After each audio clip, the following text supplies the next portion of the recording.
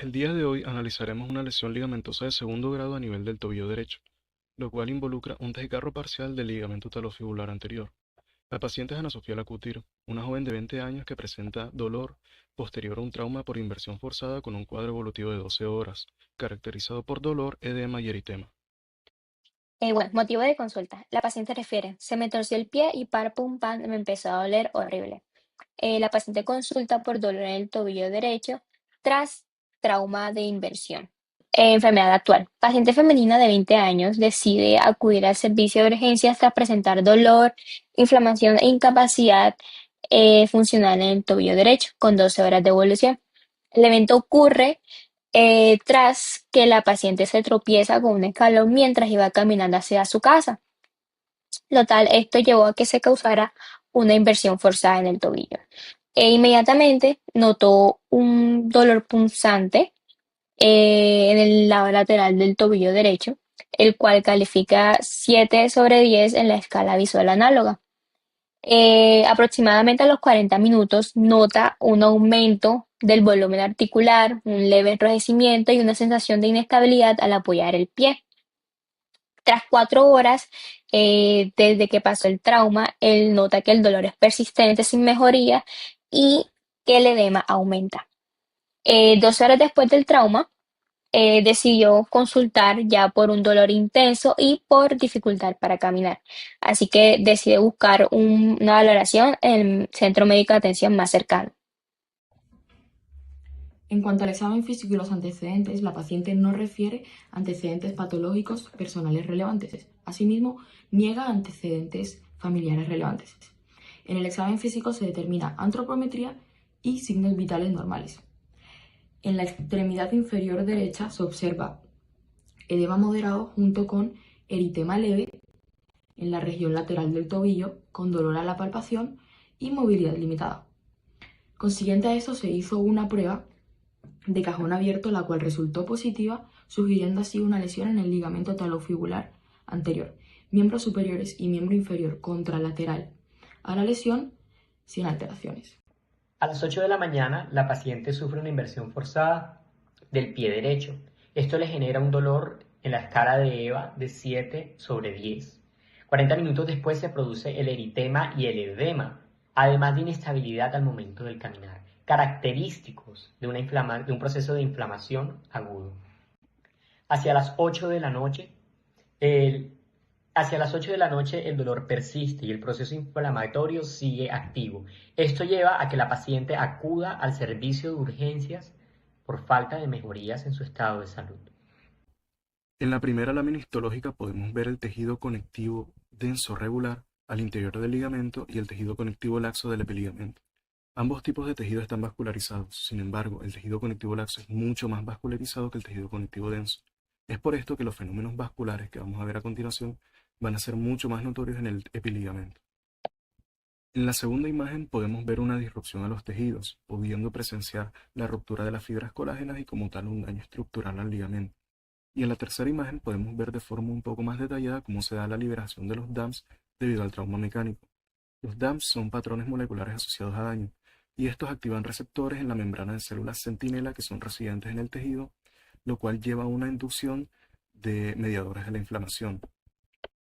Como parte de la respuesta temprana de la inflamación, los mediadores que liberan las células del tejido podemos ver que inducen muchos fenómenos importantes, como lo son la vasodilatación, por ejemplo, que es la causante del eritema, que es el enrojecimiento de la zona.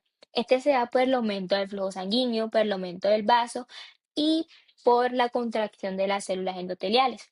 Lo tal, esto nos lleva a un aumento en la permeabilidad que también nos causa la salida de proteínas plasmáticas y líquidos al espacio intersticial, causándonos así un edema se logra visualizar a los 40 minutos después de la lección.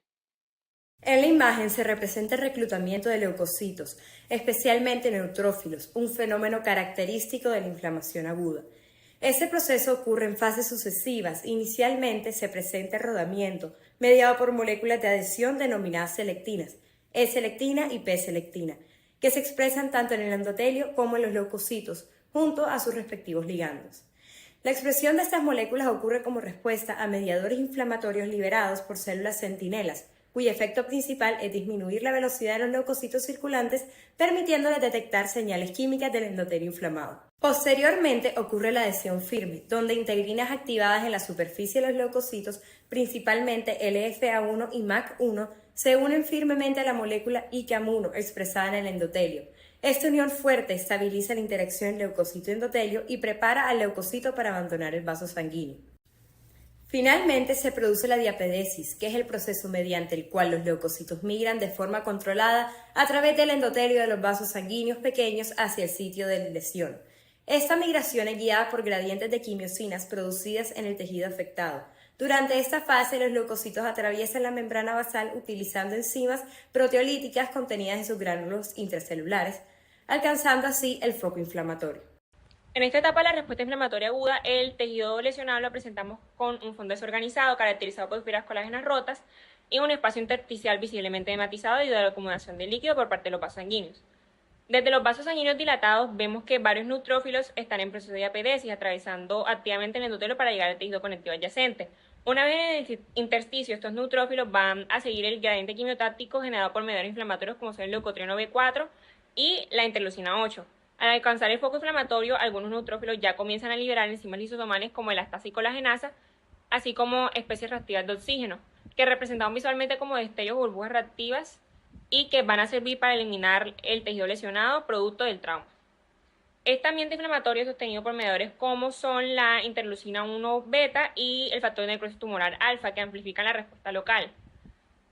Adicionalmente, la prostaglandina E2 va a contribuir a una intensificación de la percepción del dolor. Finalmente, la destrucción tisular que se observa en esta fase constituye en cierta medida un efecto colateral inevitable necesario para eliminar el agente lesivo, que serían el tejido que fue producto de toda la lesión.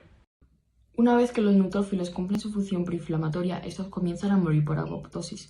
Esta muerte celular controlada evita la liberación exagerada o excesiva de enzimas o componentes tóxicos que podrían dañar al tejido. Consiguiente a esto, entran los macrófagos M1 a fagocitar a los neutrófilos apoptóticos o a sus desechos por un evento llamado esferocitosis. En este evento no solo se hace lo anteriormente mencionado, sino que también activa rutas intracelulares antiinflamatorias en los propios macrófagos, desencadenando una transición fenotípica progresiva hacia el M2.